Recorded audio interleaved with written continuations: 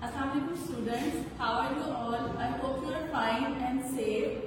I am your biology teacher. We are going to start our first chapter, which is the chapter number 10 in your book. The name is gaseous exchange.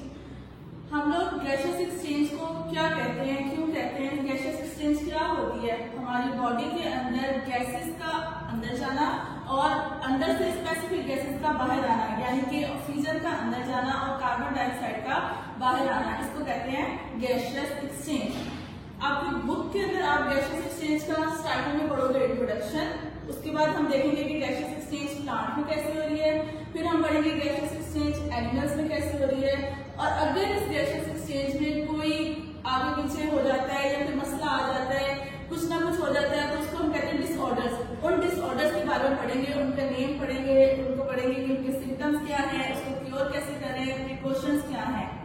ये तो हो गया आपके chapter के बारे में। Now coming to your book, open your book, page number 2।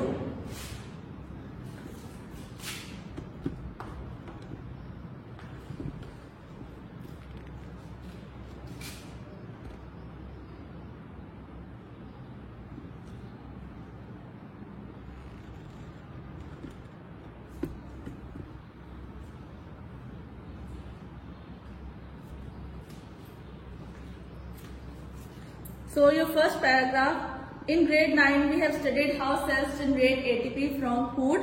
हम लोग अपनी क्लास 9 में पढ़ चुके हैं ये पूरा टॉपिक कि हमारे अंदर जब खाना जाता है तो उस खाने से क्या होता है, खाने से हमें एनर्जी मिलती है और वो एनर्जी किस फॉर्म में आती है, वो ATP की फॉर्म में आती है। Cellular respiration is the process in which CH bonds in the food are broken down by oxidation reduction reaction and the energy is transformed into ATP. अब उस फूड से हमें ऑक्सीजन या ATP कैसे मिल रही है? उस फूड से ATP ऐसे मिलती है कि जो आप फूड खा रहे हो वो कार्बोहाइड्रेट्स, लिपिड्स, प्रोटीन्स की फॉर्म में होता है। और अगर हम कार्बोहाइड्रेट, लिपिड्स और प्रोटीन्स का मॉलिक्यूलर स्ट्रक्चर देखें तो उसमें ये CH बॉन्ड्स होते हैं। CH बॉन्ड्स जब टूटते हैं in the presence of oxygen तो उस प्रोसेस का नाम है ऑक्सीडेशन रिडक्शन रिएक्शन और जो बनता है उसका नाम है ATP। ये पूरी आपकी सेलुलर रेस्पिरेशन की डेफिनेशन है, आप इसको अंडरलाइन कर लो। Cellular respiration is the process in which the CH bonds in food are broken by oxidation reduction reaction and the energy is transformed into ATP। यहाँ आप लिख सकते हो define cellular respiration. In aerobic respiration, oxygen is used and there is complete oxidation of the food material. Carbon dioxide and water are also produced in this process. अब हम लोगों ने दो तरह के रेस्पिरेशन पढ़े हैं, एक एरोबिक रेस्पिरेशन और एक एनएरोबिक रेस्पिरेशन। ये आप रिकॉल करो अपने क्लास 9 के चैप्टर को कि एरोबिक रेस्पिरेशन में ऑक्सीजन यूज होती है और एनएरोबिक में ऑक्सीजन यूज नहीं होती। जो हमारे अंदर कंप्लीट ऑक्सीडेशन रिडक्शन रिएक्शन हो रहा है, इट्स मीन कि वहां पे ऑक्सीजन यूज हो रही है, ठीक है। तो हमारे अंदर एरोबिक रेस्पिरेशन हो रही है, एनारोबिक रेस्पिरेशन नहीं हो रही। और इस प्रोसेस में क्या हो रहा है, carbon dioxide, energy and water बन रहे हैं।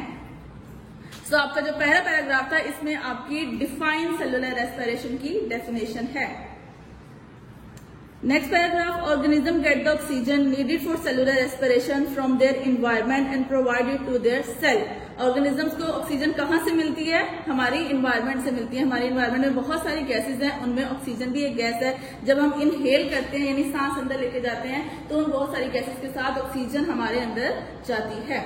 The carbon dioxide produced during cellular respiration is taken out of the cell and ultimately from the body.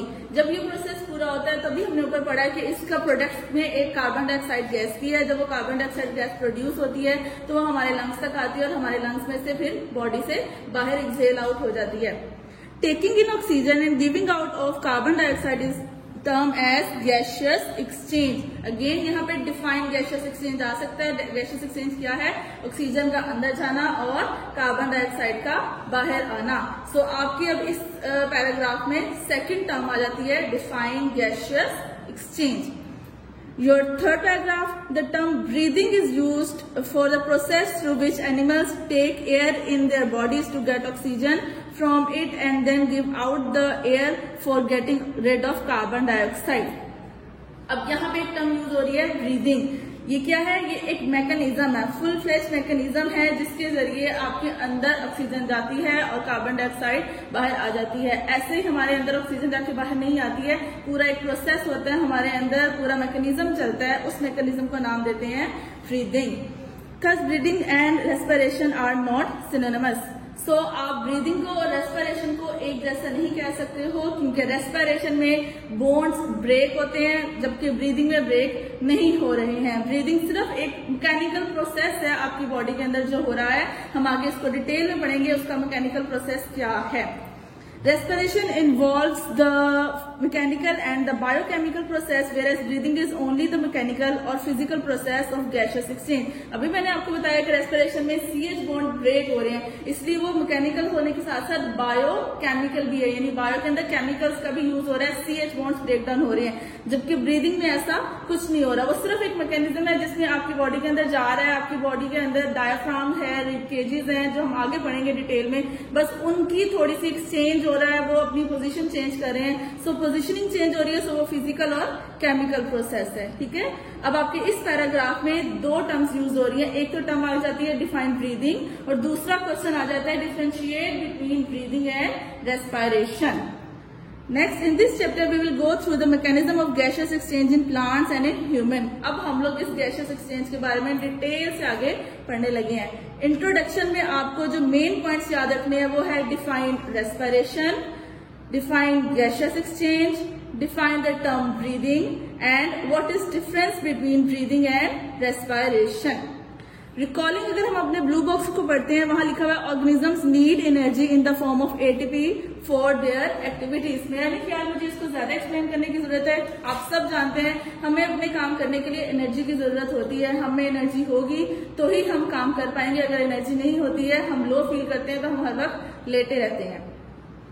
चलें जी, अब आ जाए अपने नेक्स्ट मेन टॉपिक पे, गैसियस एक्सचेंज इन प्लांट, जो कि मैंने अभी आपको बोर्ड पे भी एक्सप्लेन किया था कि हम लोग अपना फर्स्ट जो डिटेल पढ़ने लगे हैं वो यहाँ पे गैसियस एक्सचेंज इन प्लांट्स वाला टॉपिक पढ़ने लगे हैं। ठीक है, now plants have no organs और system for the exchange of gases in the environment. Every cell of the plant body exchange gases with the environment by its own. इन two line में मैंने ये एक्सप्लेन किया है कि plants हमारी तरह कॉम्प्लेक्स एनिमल्स जिस तरह होते हैं उस तरह नहीं है, प्लांट हमसे थोड़े से सिंपल है, यानी कि उनके अंदर ऑर्गन सिस्टम्स नहीं होते हैं। सो वो डायरेक्टली इन्वायरमेंट में अपना हर सेल अपने अंदर से कार्बन डाइऑक्साइड या ऑक्सीजन दे रहा है और ले रहा है। अब वो कैसे कैसे दे रहे हैं ले रहे हैं, उनके कुछ वेज हैं, कुछ स्टेप्स हैं, हम अब वो पढ़ते हैं। First step is The leaves and young stems have stomata in their epidermis. Stomata. So ये आपका फर्स्ट पॉइंट आ गया कि प्लांट्स में गैसियस एक्सचेंज फर्स्ट में क्या है, बाय देयर स्टोमेटा। सो वो अपने स्टोमेटा से गैसियस एक्सचेंज करते हैं। The gaseous exchange occurs through the stomata. The inner cells of leaves that is mesophyll and stems also have air spaces among them which help in the gaseous exchange. So stomata कहाँ होते हैं ये तो आपको पता ही है, leaves में होते हैं, लीव्स की लोअर साइड पर होते हैं। ठीक है, यहाँ पे आप डायग्राम में भी देख सकते हो, ये आपकी लीफ का स्ट्रक्चर बनाया हुआ है और लीफ के स्ट्रक्चर में नीचे जो लोअर साइड है वहां पे आपके स्टोमेटा होते हैं। स्टोमेटा से में क्या है, ये पोर्स हैं जो ये ओपन और क्लोज होते हैं, यानी कि आप ऐसे कह लो कि ये आपके लीव्स के दरवाजे हैं, जैसे हमारे रूम्स के दरवाजे खुलते हैं, हम लोग इन एंड आउट होते हैं, इसी तरह लीव्स का भी ये डोर है, जब ये खुलता और बंद होता है तो गैसियस एक्सचेंज होती है, गैसेज इन एंड आउट होती हैं। Clear? Your blue box. In young stems and leaf, some gaseous exchange also occur through the cuticle which is present over their epidermis. So ये second point हो गया आपका, यहाँ कह लो आपका ये second way है in your plants कि वहां पे gaseous exchange कैसे हो रही है, क्यूटिकल के जरिए हो रही है। जब आपका प्लांट छोटा होता है यानी कि शॉर्ट साइज का होता है, उसके ऊपर अभी क्यूटिकल ठीक से डेवलप नहीं हुई भी होती, तो तब भी वहां पर क्यूटिकल से गैसियस एक्सचेंज हो जाती है। लेकिन जब वही प्लांट बड़ा हो जाता है और उसके लीफ के ऊपर थिक क्यूटिकल लेयर आ जाती है, तब गैसियस एक्सचेंज नहीं हो पाती। सो ये आपका सेकंड पॉइंट है। First point is your stomata, second point is in young leaves and stem cuticle through cuticle exchange of gases occurs. ठीक हो गया, ये आपके हो गए सेकंड पॉइंट। अब नेक्स्ट पेज पर आ जाए, page number 3। Leaf cells face 2 situations. Leaf के हर सेल को 2 सिचुएशंस को फेस करना पड़ता है। वो 2 सिचुएशंस कैसी हैं, एक डे टाइम है और एक नाइट टाइम की सिचुएशन है।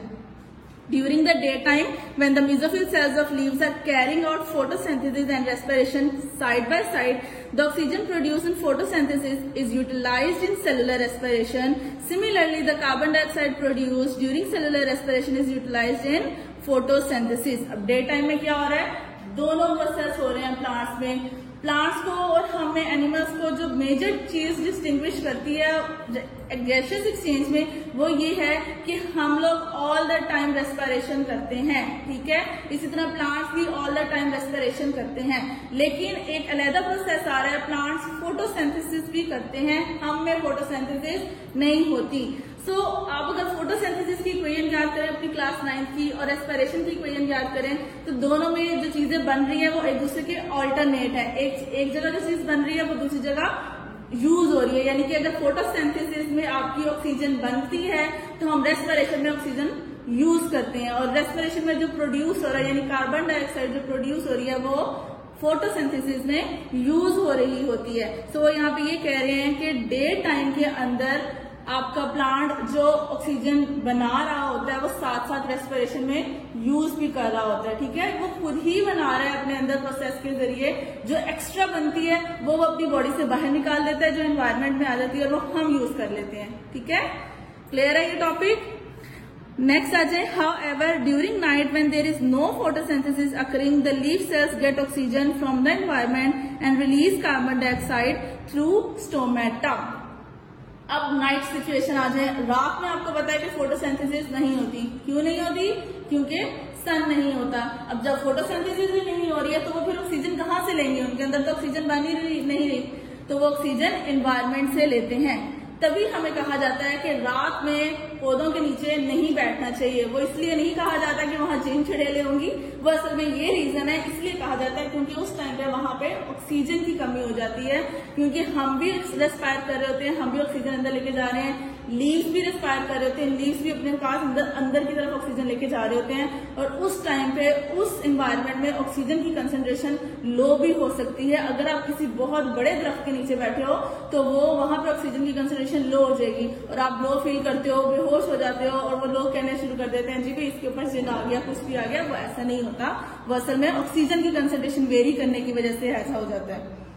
Now your next paragraph, in woody stems and mature roots the entire surface is covered by bark which is impervious to gases or water. अगर हम बड़े प्लांट्स की बात करते हैं, अगर आप उसकी बार्क की बात करते हो, यानी कि जो उसका ट्रंक है, ट्रंक के ऊपर कितनी मोटी ब्राउन कलर की वो बार्क होती है, ठीक है, उसमें से गैसियस एक्सचेंज नहीं हो पाती है. तो फिर इतनी नीचे तक गैसेस अल्लाह ताला कैसे भेजते हैं? जाहिर है उसकी रूट्स को भी अपना काम करना है, एनर्जी चाहिए, ट्रंक में से भी ट्रांसपोर्ट होनी है, वहां पर भी एनर्जी चाहिए. तो वहां पे क्या मैकेनिज्म आ रहा है? वहां पे आ रहे हैं lenticels. However, there are certain pores in the layer of bark which are called the lenticels. These lenticels allow air to pass through them. अब अगर आपने कभी गौर किया हो, कभी किसी बड़े से दरख्त के पास खड़े हो, तो उनकी जो स्टेम्स होती हैं, ट्रंक होते हैं, असल में वो स्टेम्प नहीं होती, उस ट्रंक पे पोर्स होते हैं जो कि बाहर की तरफ उभरे हुए होते हैं. उन पोर्स को असल में क्या कहते हैं? लेंटिसेल्स कहते हैं. और वो पोर्स क्या काम कर रहे हैं? वो गैसियस एक्सचेंज का काम कर रहे हैं, यानी अल्लाह ताला ने वहां तक गैसेस को भेजने का भी काम कर रखा है. वहां पे उन्होंने लेंटिसेल्स बना दिए हैं जिसकी वजह से ट्रंक में गैसियस एक्सचेंज हो सकती है. ठीक है, अब यहाँ साइड पे ब्लू बॉक्स में आ जाओ. The lenticels are slightly more raised than the general surface of the stem. मैंने अभी ये बात बताई है, वो थोड़े से बाहर की तरफ होते हैं, उभरे हुए होते हैं. अगर आप बार्क को देखते हो, ट्रंक को देखते हो, तो वो बाकायदा आपको फील होता है कि ये बाहर की तरफ है और ये गोल गोल से सुराख है, तो उन सुराखों को उनको बोलते हैं lenticels. Next paragraph, gases diffused in and out of the general surface of the young roots. The gases are found in the soil surrounding the roots.